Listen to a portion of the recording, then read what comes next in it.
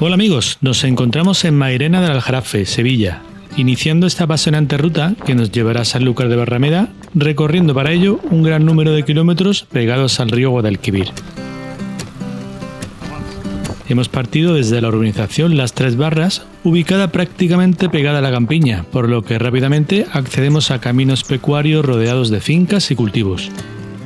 Cereales y olivos dominan estas propiedades que poco a poco nos van aproximando a la senda fluvial del río Pudio. Una pequeña bajada, algo más pronunciada, terminará por incorporarnos a este tramo.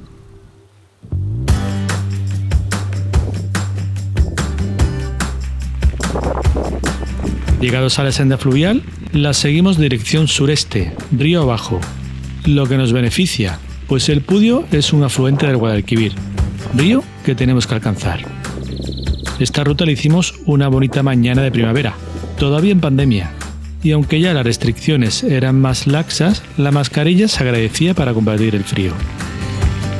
A la altura de la urbanización vista del Aljarafe, no hay que tomar el margen izquierdo de este corredor verde, que como veis está plagado de traviesos cañaverales. Hay que volver y cruzar por un puente para continuar por el margen derecho.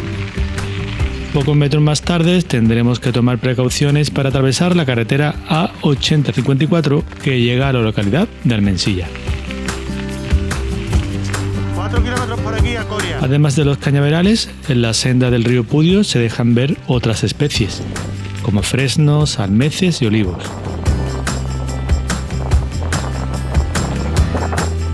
Navegamos entre los municipios de Almensilla, a nuestra derecha, y la de Palomares del Río, a nuestra izquierda, aunque dentro de poco lo haremos en el de Coria del Río, en cuanto nos aproximamos al viaducto de la S40. Al viaducto de la S30 tenemos que ir a la izquierda. Justo debajo de esta infraestructura debemos vadear el río, ya que el trazado desaparece algo más adelante.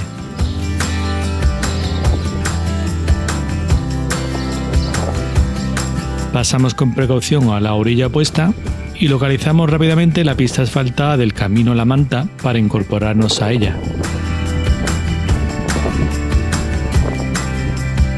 Este ramal que circula entre fincas y huertos nos colocará en Coria del Río tras 1,5 kilómetros de pedaleo.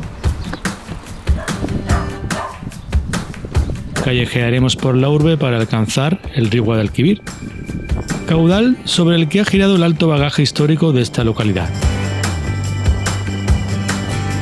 Del antiguo e importante puerto que establecieron aquí los fenicios ya no queda nada, pero sí un pequeño embarcadero en el que poder atracar la barca que nos transportará a la otra orilla para poder continuar el viaje. Cuando realizamos esta ruta, el precio de este corto paseo en barca fueron 1,5 € por ciclista.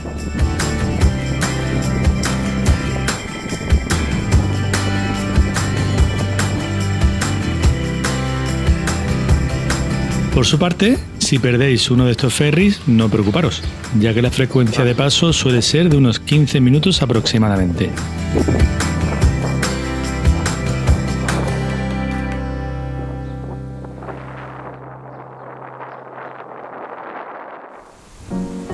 Una vez en el margen izquierdo del río, comienza la travesía por sus vegas. No tardaremos mucho en despegarnos del cauce para orientarnos algo más al este por la Cañada Real del Polvero, que hoy sigue también la carretera SE 3300. La ruta nos mete rápidamente en contexto, un paisaje de planicie fértil dominado por la actividad de regadío. Y aquellas tierras que están empezando a producir parece que son aprovechadas por algunas aves para avituallamiento o simplemente para calentarse con los primeros rayos de la mañana.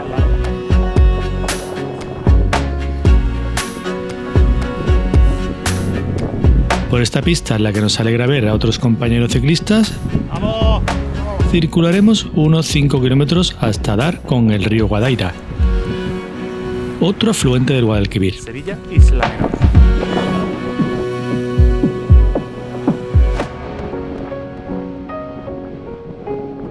Nada más pasar el puente para cruzar al otro lado, viramos al sur por este corredor de tierra para acompañar al río durante los próximos 8 kilómetros.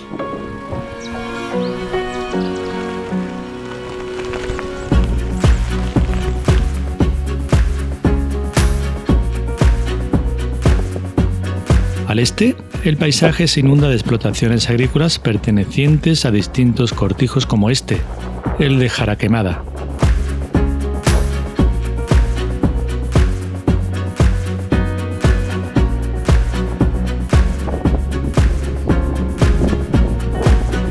Pero en esta campiña también hay espacio para la ganadería, aunque el lugar reservado para sus ejemplares quede reducido a las orillas del río. No obstante, tampoco los vemos demasiado incómodos. Al menos parecen tener alimento y tiempo para jugar y curiosear a los transeúntes como nosotros.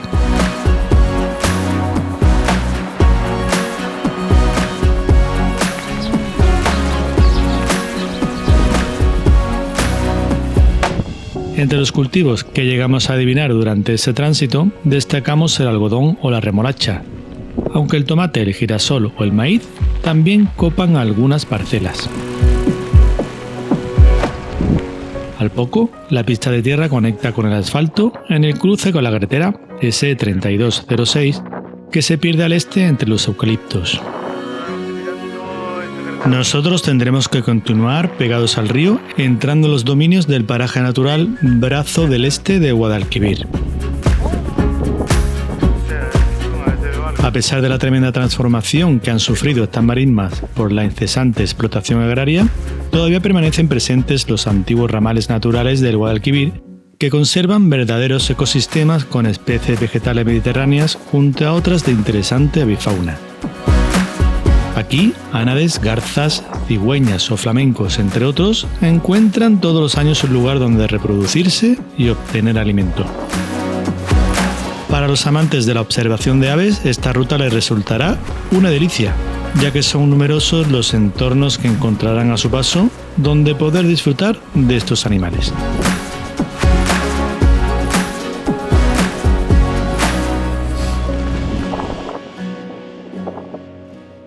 Tras unos cientos de metros más pegados al Guadaira, el trazado se separa del cauce tomando la cañada real de Isla Menor y entrando en los dominios de los Campos de Arrozales.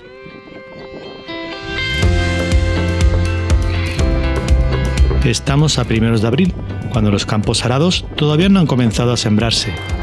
Por eso el aspecto que presentan es un poco desolador.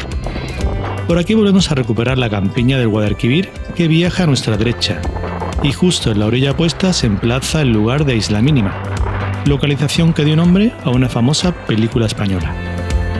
Por su parte, entre los edificios que salpican la zona encontramos cortijos, estaciones de bombeo y secaderos de arrozales, además de todas las acequias y canalizaciones que conforman las arterias de todo el tejido de riego de estas extensiones.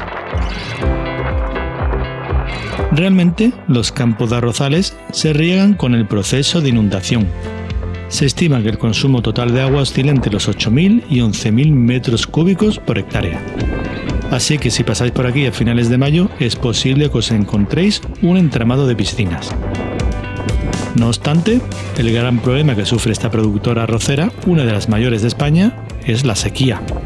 Esta inclemencia reduce considerablemente las superficies cultivables. Aunque el perfil de la ruta es completamente llano, hoy nuestro enemigo es el sol y el viento, este último ofreciendo gran resistencia cuando nos orientamos al este, sobre todo en el intervalo que comienza tras dejar atrás el lugar de Cotorregable.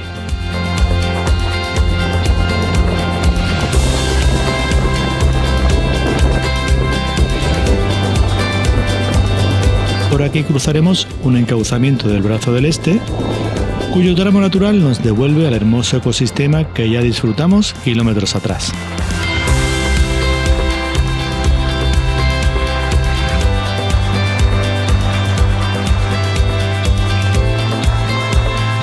Avanzaremos un poco más para acercarnos a este paraje y deleitarnos con las estampas que ofrece. Ibis negros, ánades, pero sobre todo flamencos, pueblan estos humedales cuyo funcionamiento hidrológico se vio afectado por la transformación agrícola circundante.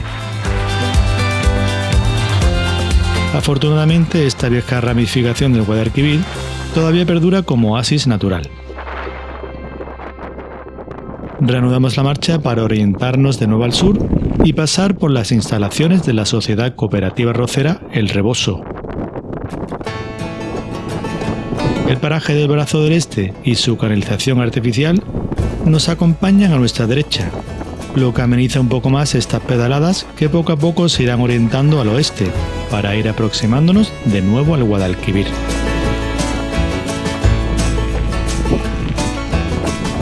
Otro encauzamiento, el del arroyo salado de Lebrija, se aproxima por el sureste, pero afortunadamente lo podemos salvar por un puente.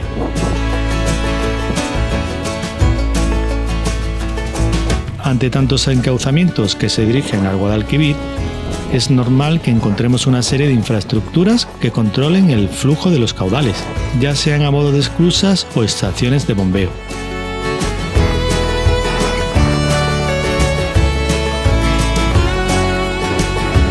Finalmente continuamos por este camino conocido como Carril del Práctico para dar con el único lugar que encontraremos por estas lindes en el que poder llevarnos algo a la boca: la venta El Santero. Como veis, luce bien orgullosa el estandarte de la Federación de Arroceros de Sevilla, y en el interior exhiben imágenes que recuerdan el arraigado pasado de esta comunidad. De su carta culinaria no esperéis grandes lujos, pero recomendamos un más que decente bocadillo de lomo. Maestro, ¿no? Después de comer bocadillo de lomo, a retomar la marcha. Una vez repuestas las energías, reanudamos la marcha por el Carril del Práctico que va paralelo al Guadalquivir.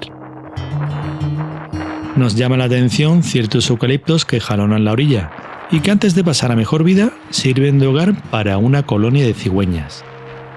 Viéndolas ahí en comunidad, cada cual en su nido, nos recuerda un poco a una urbanización con piscina. Por su parte, también advertimos que el paisaje de arrozales comienza a dejar espacio a otros cultivos. En otro orden de cosas, hay zonas por este tramo que exhiben sugerentes arenales, aunque más destinados al atraque definitivo de viejas embarcaciones que para un apetecible baño. El agua del Guadalquivir se muestra turbia por la composición de suelos ricos en limos, arcilla y arenisca.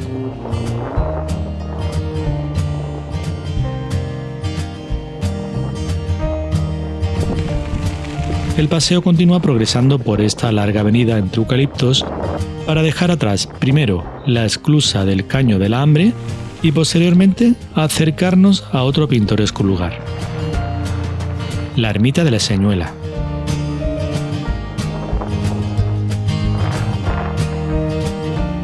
Este templo fue mandado a construir por Franco en el año 1950 para incluir en esta zona tan deshabitada un lugar donde poder rendir culto. Se levantaron también algunas viviendas donde llegaron a vivir varias familias, pero entre los años 70 y 80 del pasado siglo el lugar terminó por abandonarse. Si los eucaliptos hacían antes de urbanización para las cigüeñas, la estructura de esta ermita, advocada antaño a la Virgen del Rosario, hace de un auténtico resort 5 estrellas. Solo las más avispadas se hacen con estos emplazamientos tan solicitados cada año. Los siguientes 10 kilómetros se hacen algo monótonos, ya que el paisaje de cultivo es repetitivo y hay que encarar largas rectas que parecen no terminar nunca.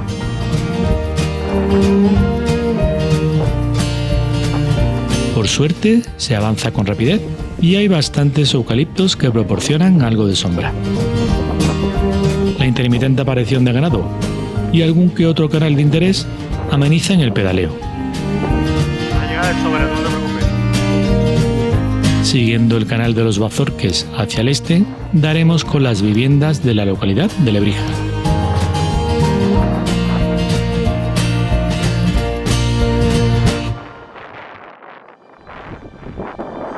Reanudando la marcha, encaramos un tramo más expuesto al sol, con ausencia de arboleda y donde las marismas adquieren mayor protagonismo hacia el oeste, en los dominios ya del Parque Natural de Doñana.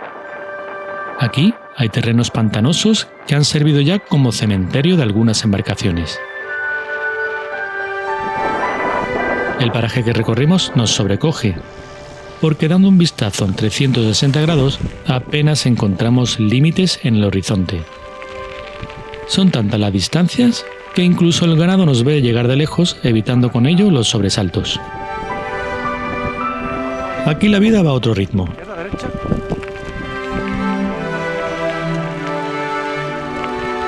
Hola. Al poco, daremos con las pintorescas compuertas de las marismas, Páramo, ¿eh? las cuales controlan el flujo del agua por el canal de los Yesos.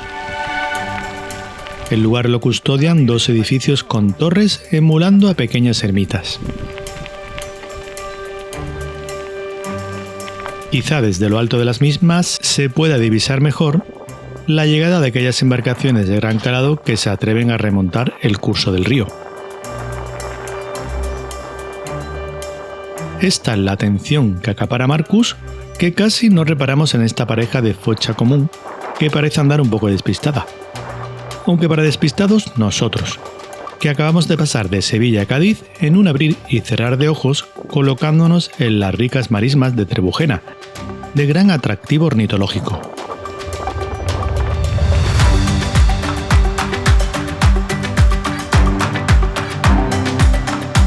Aparte del valor natural, la historia nos recuerda que estos esteros fueron fruto de antiguas explotaciones de sal que se remontan incluso a la época medieval.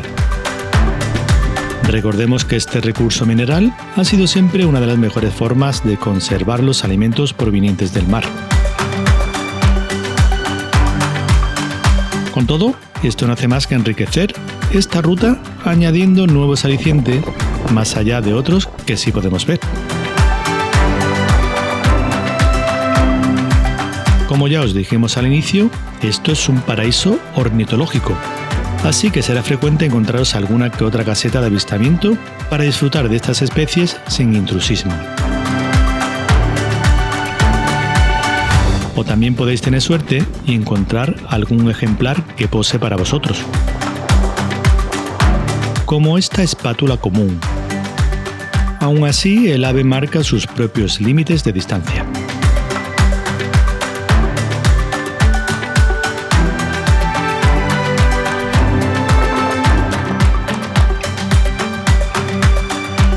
El camino continúa por el lugar del Codo de la Esparraguera, dejando a la derecha las instalaciones de una piscifactoría y orientando el rumbo después hacia el sureste, por la pista Caño de Martín Ruiz. Por aquí nos iremos acercando poco a poco al mayor pinar de la costa noroeste de la provincia de Cádiz, el Pinar de Algaida.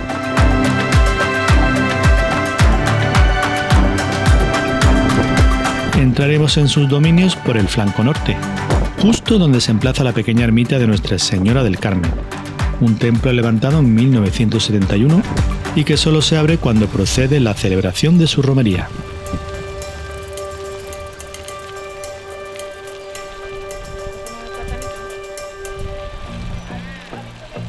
Después de reponer fuerza en uno de los merenderos del área recreativa, nos disponemos a cruzar todo este paraje arbolado de norte a sur. Por aquí un poquito mejor. Mejor si lo hacemos por el carril bici que por la pista principal, pues la sombra a estas horas de la tarde se agradece. El bosque de la Algaida está conformado por ejemplares de pino piñonero, cuyos orígenes fueron las repoblaciones que los duques de Medina Sidonia realizaron en el siglo XV. Los pinares asientan sobre el sistema dunar de la isla que antiguamente había en medio de las marismas sanluqueñas del Guadalquivir. Dentro del perímetro hay una laguna artificial creada en los años 80 del pasado siglo, fruto de la extracción de arena en fincas dedicadas a la agricultura. Excavaron tan profundo que llegaron al nivel del agua del subsuelo, y una vez que el lugar dejó de ser útil, se inundó rápidamente. La naturaleza hizo el resto aprovechando el espacio para crear un entorno con especies vegetales favorables para el refugio y nidificación de diversas aves acuáticas. Con suerte y unos buenos prismáticos podréis identificar algunas de las que se describen en el panel informativo, que por cierto necesita un buen lavado de cara. Nos queda ahora atravesar lo que es la población de Algaida. Una recta de 3 kilómetros hace de arteria principal de esta localidad, atravesándola de norte a sur. Es la carretera CA 624 que pronto nos dirigirá al oeste para pegarse a la línea de Ribera. Por aquí nos sorprenden las salinas de Bonanza, cuya explotación se encuentra fuertemente arraigada a la historia de Sanlúcar de Barrameda, localidad que, por cierto, ya empezamos a sentir muy de cerca.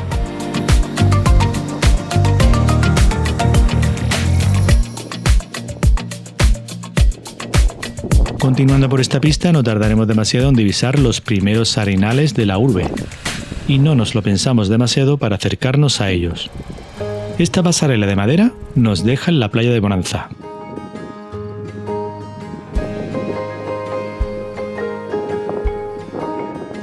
Al norte vemos su faro homónimo, de 19 metros de altitud y levantado en el siglo XIX en estilo mudéjar.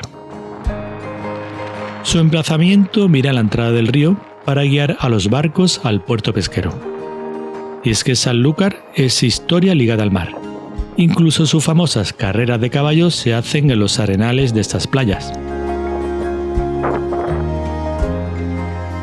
En el año 1522 fue testigo de la llegada de Juan Sebastián Elcano a bordo de la nao Victoria, la única nave que sobrevivió de las 5 que partieron en la expedición capitaneada por Fernando de Magallanes. Fue la primera embarcación que dio la vuelta al mundo. No obstante, ya desde antiguo, la localidad despertó el interés de distintas civilizaciones dada la situación estratégica en plena desembocadura del Guadalquivir. Desde los primeros asentamientos de orígenes fenicios, pasaron después por aquí romanos, musulmanes, normandos, hasta que fue reconquistada por los cristianos en el siglo XIII. Fruto de las vicisitudes por la defensa del territorio, podemos encontrar el Castillo de Santiago, situado en el barrio alto de la ciudad. El complejo se levantó en el año 1477 por el segundo duque de Medina Sidonia. Es de estilo gótico y destaca sobre el resto su gran torre homenaje. Lástima que las horas tardías nos impidieron realizar la visita, ya que ascender a lo más alto hubiera significado obtener fantásticas vistas a los tejados de la urbe, a la desembocadura y al coto de Doñana. Según cuentan, aquí fue donde la reina Isabel la Católica vio por primera vez el mar. Sanlúcar es también tierra bodeguera, de crianza de un vino único, la Manzanilla, donde destaca sobremanera la firma de Barbadillo. Encontraremos sus bodegas en la calle Luis de Eguilaz, contigua al castillo, en la antigua casa de la Cilla, donde antaño, en el siglo XVIII, se recaudaba el diezmo. En el siglo XIX, la familia Barbadillo adquirió este edificio para plantar aquí su sede. Continuando por esta calle encontramos también un retablo pétreo construido en el año 2013 para conmemorar a los hombres que realizaron la primera circunnavegación de la Tierra, hecho que hemos comentado con anterioridad.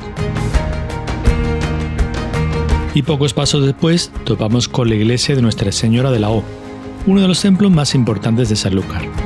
Lo abordamos de inicio por su cara meridional, con la portada de estilo gótico, probablemente del siglo XIV. En la cornisa destacan los canecillos representando diferentes motivos. Pero la portada que se lleva la palma es el principal, hecha en el siglo XV en estilo gótico mudéjar. Sobre el arco apuntado, 2 leones rampantes custodian los escudos de los linajes Pérez de Guzmán y de la Cerda. Y sobre los mismos se postran una serie de arcos conopiales lobulados ciegos. Finalmente, cierra esa estructura una cornisa con canecillos que parecen estar sostenidos por columnas que se ramifican en motivos geométricos entrelazados. El campanario de la torre se construyó en el año 1604 en estilo manierista y resalta por su cuerpo elíptico frente al cuadrangular del resto de la estructura. Contiguo al templo se ubica el Palacio de Orleans y Borbón, que rodeamos hasta dar con el edificio que los duques de Montpensier reservaban para sus coches de caballo. El pintoresco complejo se edificó en el año 1880 y resalta por su variedad decorativa en arcos, almenas, cornisas y frontones. A pocos metros de las caballerizas se levanta el convento Madre de Dios, perteneciente a las monjas de la Orden Dominicas. Es un edificio barroco del siglo XVII, aunque tiene un bello estilo manierista en la portada y las ventanas. Los últimos minutos de la tarde son para buscar lugares en los que degustar placeres culinarios. En la Plaza del Cabildo y calles aledañas podréis encontrar multitud de locales para tapear. Y eso haremos nosotros. Así que nos despedimos para celebrar el día como se merece. Hasta la próxima.